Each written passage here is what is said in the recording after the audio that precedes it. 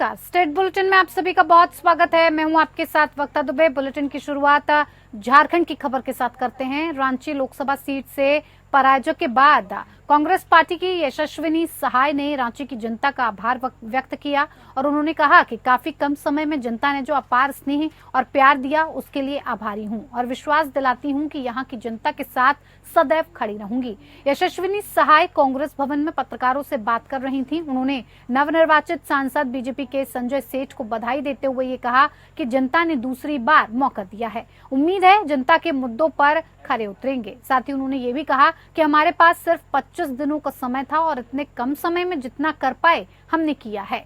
काफी लोगों तक मैं नहीं पहुंच पाई जिसका अफसोस है, लेकिन जहां नहीं पहुंच सकी वहां जरूर जाऊंगी। रांची सहित राज्य के अन्य क्षेत्रों में महिला अधिकार और बाल संरक्षण के क्षेत्र में कार्य कर रही थी। सामाजिक रूप से लोगों से जुड़ी रहती थी। ये चुनाव व्यक्तिगत रूप से मेरा पहला राजनीतिक अनुभव था। आगे भी इन कार्यों से जुड़ी रहूंगी।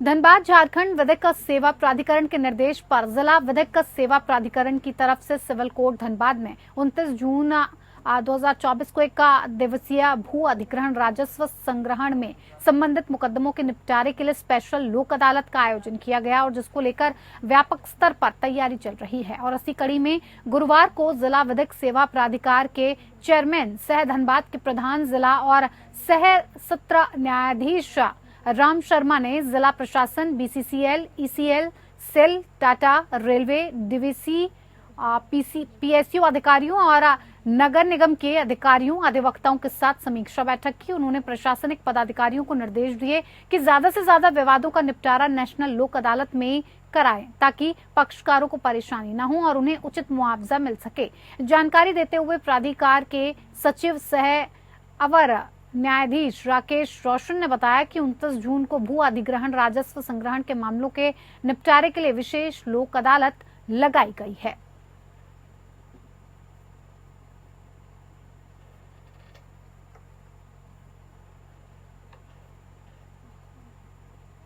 खबर मोतिहारी से है, जहां बनकटवा प्रखंड क्षेत्र के अंतर्गत राजकीय उत्क्रमित उच्च विद्यालय गोला पकड़िया में गुरुवार की रात्रि रहस्यमय तरीके से 15 बोरा चावल की चोरी हो गई।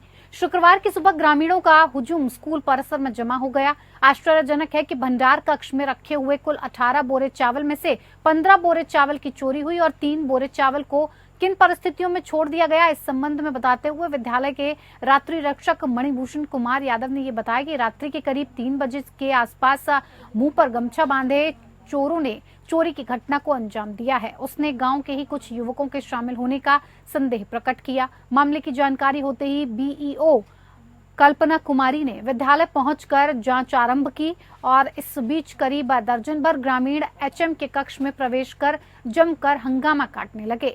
मौके पर मौजूद ग्रामीणों का आरोप था कि स्थानीय एक रसोइया की मदद से पूर्व में भी कई बार चावल का गबन हो चुका है, जिसमें गार्ड, रसोइया और एचएम शामिल रहते हैं। जांच के नाम पर बीईओ को चढ़ावा मिलने के बाद चले जाने का आरोप भी लगाया गया और इधर ग्रामीणों का गुस्सा इसलिए भी भड़का था कि चोरी का इल्जाम उन पर लगाया जा रहा था। इस संबंध में बीईओ कल्पना कुमारी ने बताया कि विद्यालय प्रधान वीरेंद्र कुमार लखौरा थाना में प्राथमिकी दर्ज कराने के लिए आवेदन दे रहे हैं।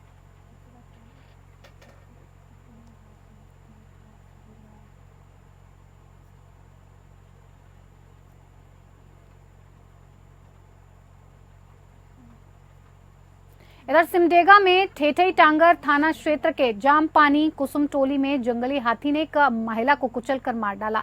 मिली जानकारी के अनुसार मृतका अनीता किरण बिलुंग अपने घर के आंगन में सोई हुई थी और इसी दौरान बीती रात करीब 8:30 बजे जंगली हाथी घर के समीप पहुंचा, जो कि अपने झुंड से बिछड़ चुका था और इसी दौरान हाथी ने घर के आंगन में सोई महिला अनीता को अपने पैरों से कुचलकर मार डाला। इधर घटना की सूचना मिलने के पश्चात ठेठई टांगर थाना प्रभारी पुलिस बल के साथ घटनास्थल पहुंचे। इसके बाद महिला के शव को पुलिस ने अपने कब्जे में लेकर अग्रेतर कार्रवाई में जुट गई। इधर वन विभाग ने मृतका के आश्रित अनुपात बिलुंग को तत्काल 10,000 रुपए की सहायता राशि प्रदान की। साथ ही कर्मियों ने बताया कि प्रक्रिया पूरी कर जल्द ही मुआवजा भुगतान कराया जाएगा।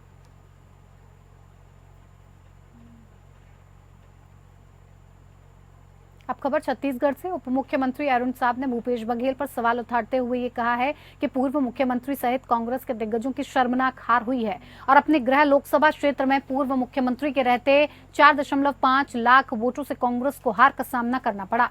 राजनांद गांव में वो खुद हार गए हैं और उनके सभी नजदीकी मंत्री जिन्हें उन्होंने टिकट दिलाई थी वो सभी हार चुके हैं। पूर्व मुख्यमंत्री को बताना चाहिए कि आखिर इस शर्मनाक हार की जिम्मेदारी किसकी है।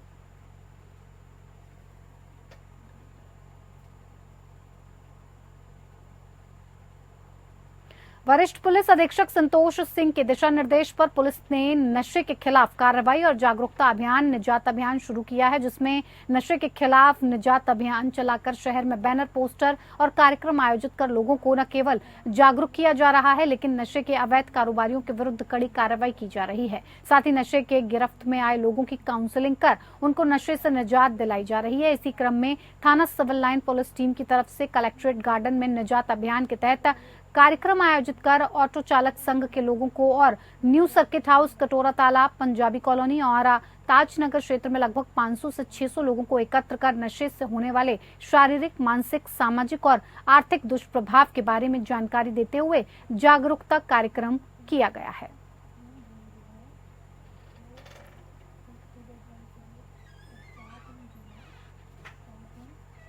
बलरामपुर जिले के सामरी थाना के ग्राम पचपेड़ी में सौतेली मां ने 7 माह के अबोध बेटे की हत्या कर दी। घटना के बाद से आरोपित फरार है। पुलिस उसकी तलाश कर रही है। महिला की पकड़ में आने के बाद ही हत्या का कारण स्पष्ट हो सकेगा। पुलिस ने बताया कि ग्राम पचपेड़ी निवासी जेठुआ कोरवा की पत्नी मघनी कोरवा की 7 माह पहले बच्चे को जन्म देते समय मृत्यु हो गई। बच्चा पूरी तरह से स्वस्थ था। जन्म के बाद पिता ने घर वालों के साथ मिलकर नवजात का पालन पोषण किया। बाद में उसकी देखभाल के लिए लगभग 4 माह पहले ग्राम महुआटोली निवासी मनिता कोरवा को बतौर पत्नी बनाकर घर लाया था। जेठुआ कोरवा के अनुसार घटना दिवस को वो सरहुल त्योहार में शामिल होने चुनचुना बस्ती गया था और इस दौरान घर पर उसकी पत्नी 7 माह के बच्चे के साथ थी। सरहुल त्योहार मनाकर शाम को वो घर लौटा तो देखा कि बच्चा जमीन पर पड़ा था, उसके ऊपर कपड़ा ढका हुआ था। उसने बच्चे को गोद में उठाकर देखा तो उसकी सिर के पीछे और कनपट्टी के पास चोट के निशान नजर आए। जब उसने पत्नी से पूछताछ शुरू की तो वो वहां से फरार हो गई।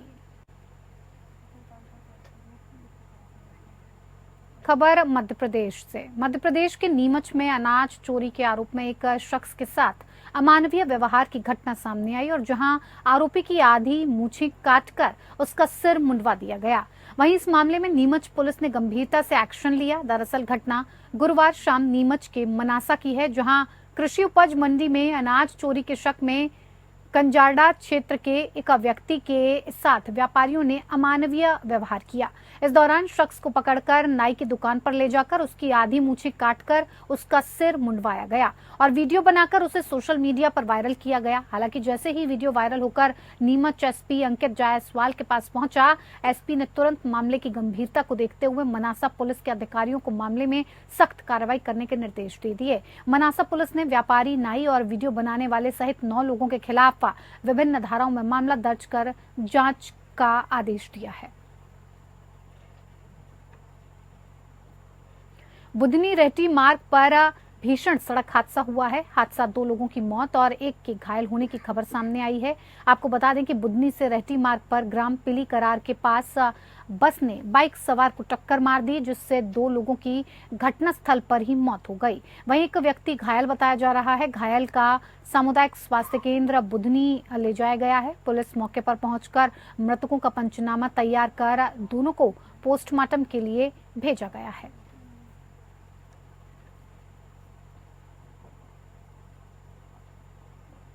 इधर डबरा में स्थित 2 मंजिला इमारत में बने बोरियों के गोदाम में भीषण आग लग गई और आग लगने से शॉर्ट सर्किट हो गया।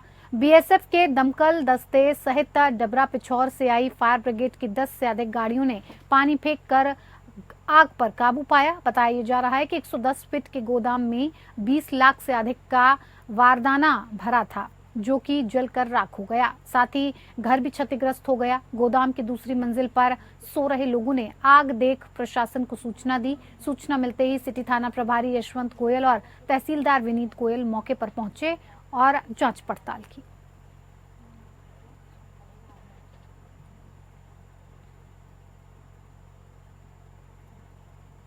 मध्य प्रदेश पुलिस लगातार बदमाशों के खिलाफ सख्त दिखाई दे रही है। जहां भी बदमाश बदमाशी करते या दबंगई करते नजर आते हैं, वहां पुलिस सख्त एक्शन लेते हुए उनको जेल भेजकर और उनके अवैध मकानों को ढहाने का भी काम कर रही है। दरअसल मामला मध्य प्रदेश के मुरैना जिले का है, जहां पोरसा तहसील के कौंथर कला गांव में 2 साल पहले हुए पंचायत चुनाव में बल्मीक समाज के हरदेव बल्मीक गांव में सरपंच का चुनाव जीता और जीतने के बाद करीब 2 साल से गांव का सरपंच है। जनता का प्रतिनिधि बना तो कामकाज के सिलसिले में उनका पंचायत से लेकर जनपद पंचायत तक आना जाना था, लेकिन गांव के ही रहने वाले दबंगों को ये रास नहीं आ रहा था। उनको लग रहा था कि शायद हमसे नीची जाति का सरपंच कैसे बन गया और कैसे ये सरपंची कर रहा है। और इसी बात को लेकर गांव के रहने वाले दबंग लोगों ने पहले तो सरपंच से उसके सरकारी कामकाज करने वाले सॉफ्टवेयर के आईडी पासवर्ड मांगे और ये कहा कि सरपंची हम करेंगे, लेकिन जब उसने इस बात से इनकार कर दिया तो दबंगों ने पहले तो सरपंच हरदेव वाल्मीकि से मारपीट की और जबरन उसकी अपनी मोटरसाइकिल पर बिठाकर अपने घर ले गए। वहां सरपंच हरदेव वाल्मीकि को पेड़ से बांधकर घंटे तक मारपीट की और सरपंच के घर ये संदेश भेजा कि आपका व्यक्ति हमारे यहाँ बंधा हुआ पड़ा है, अगर दम है तो खुलवा ले जाओ और गांव खाली करो या फिर सरपंची हमें दो, नहीं तो आप सबको जान से मार दिया जाएगा। इस घटना से भयभीत हुए दलित समाज के हरदेव वाल्मीकि ने सबसे पहले पुलिस की शरण ली। जब पुलिस को उस घटना की जानकारी लगी तो पुलिस ने सख्त कार्रवाई करते हुए पूरे मामले पर एक्शन लिया और सरपंच के साथ मारपीट करने वाले एक बदमाश के खिलाफ एफआईआर दर्ज कर एक आरोपी को तुरंत पकड़ लिया। पुलिस अन्य आरोपियों की भी जांच पड़ताल कर रही है। ग्वालियर के बाल संप्रेक्षण गृह से फिर एक बार बाल अपचारी चकमा देकर फरार हो गया है। 1-2 नहीं बल्कि 5 बाल अपचारी शुक्रवार की सुबह मौका पाकर संप्रेक्षण गृह से भाग निकले। इनमें से 4 के ऊपर तो चोरी के आरोप हैं, लेकिन एक हत्या जैसे गंभीर मामले का आरोपित भी शामिल है। इस बात का पता तब चला जब सुबह के समय संप्रेक्षण गृह के अन्य बाल अपचारी बाथरूम जाने के लिए निकले और उन्होंने वहां पर टूटी हुई ग्रिल देखी। उन्होंने इस बारे में वहां के प्रभारी को सूचित किया। जब छानबीन की गई तो मालूम चला कि 5 बाल अपचारी गायब हैं। इसकी सूचना मिलने पर पुलिस प्रशासन में हलचल मच गई। मौके पर पहुंचकर एसपी सहित अन्य पुलिस अधिकारियों ने मामले को समझा और तत्काल ही 5 की तलाश शुरू करवा दी।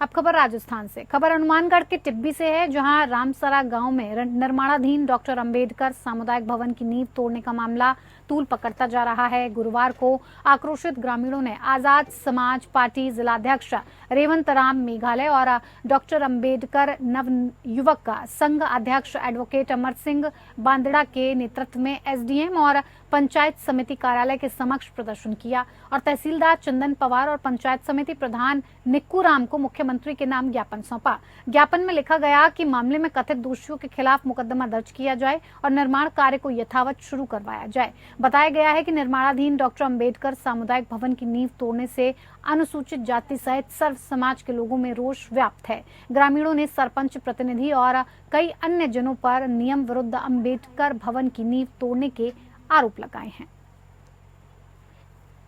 मैं एसडीएम साहब को ज्ञापन देने के लिए आए हैं।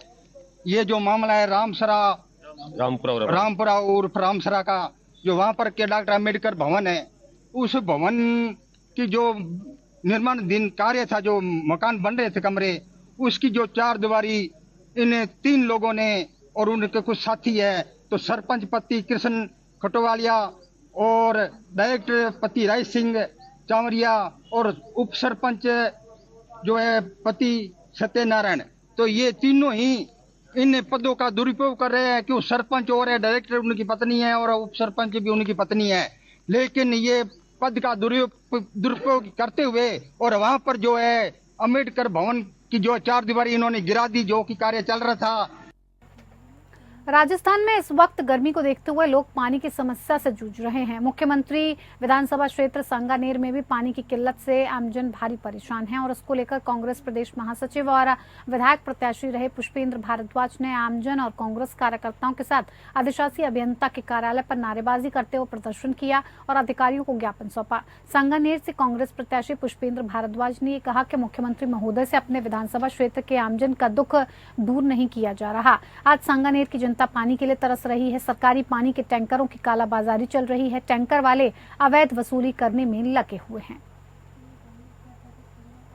मुख्यमंत्री बने, पूरे राजस्थान की शोभा बढ़ा रहे हैं। वो आज सांगानेर प्यासा मर रहा है, चारों तरफ लाइटों से आकार मचा हुआ है। 5 साल पहले कांग्रेस की सरकार में पानी की अगर कोई सप्लाई नहीं हो पाती थी, हाथों हाथ हम टैंकर भिजवाते थे, टैंकरों की कालाबाजारी नहीं होती थी।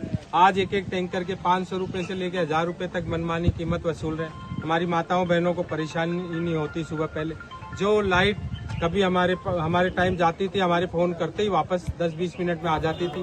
पूरे 12-12 घंटे 5-5 घंटे तक लाइट जा रही है, आ नहीं रही है। चलिए, स्टेट बुलेटिन में इतना ही। नमस्कार।